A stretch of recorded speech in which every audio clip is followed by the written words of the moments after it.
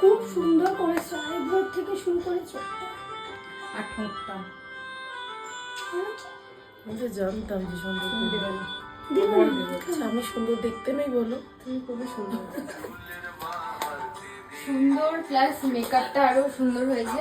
এই জন্যই এনহ্যান্স করেছো তুমি। খুব সুন্দর লাগে। প্রথম দিন থেকে ঠিক এইভাবেই আমি দিদির কাছ থেকে কমপ্লিমেন্ট পেয়ে যাচ্ছি। হ্যালো এভরিওয়ান, আমি দেবস্মিতা। কেমন আছো তোমরা সবাই? প্রায় 1000 বছর পর আমি তোমাদের সঙ্গে আরো একটা নতুন ব্লগ শেয়ার করার জন্য চলে এলাম। সেই দিন আমার কাজ ছিল বাগডোগরাতে। সময় মতো ক্লায়েন্টের ওখানে পৌঁছে গেল আমার ক্লায়েন্ট, কিন্তু প্রায় আধ ঘন্টা দেরি করেছিল। যদিও সেটাতে কোনো অসুবিধা হয়নি, ক্লায়েন্ট আসার সঙ্গে সঙ্গে আমি হেয়ার আর শাড়িটা পরিয়ে নিয়েছিলাম, আর তারপর আমি মেকআপ স্টার্ট করি। যদিও শ্রেয়াদির মেকআপ নিয়ে কোনো সেরকম ডিমান্ড ছিল না, বাস বলেছিল একটু নিউড মেকআপ করে দিও আমাকে।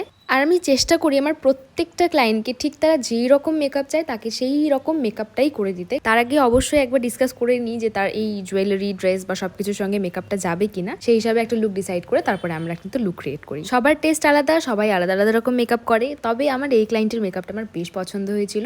আই মেকআপটা আমি একটু নিজের মতো করেছিলাম, সো তোমরা দেখে জানিও কেমন লাগছে আমার এই ক্লায়েন্টকে। ফোন থেকে প্রায় 7-8 জন রিয়েল ব্রাইডের ফটো ভিডিও ডিলিট হওয়ার কারণে আমি তোমাদের সঙ্গে কোনো রকম ফটো ভিডিও শেয়ার করতে পারছি না, বাট যেটুকু আমি রিকভার করতে পেরেছি সেগুলো তোমাদের সঙ্গে শেয়ার করছি। এই ব্রাইডের এই একটাই ক্লিপ ছিল, সো দ্যাটস এটাই শেয়ার করলাম। আশা করছি তোমরা বুঝতে পারবে। দেখা হবে আরো একটা নতুন ভিডিওতে, ততদিন পর্যন্ত টাটা।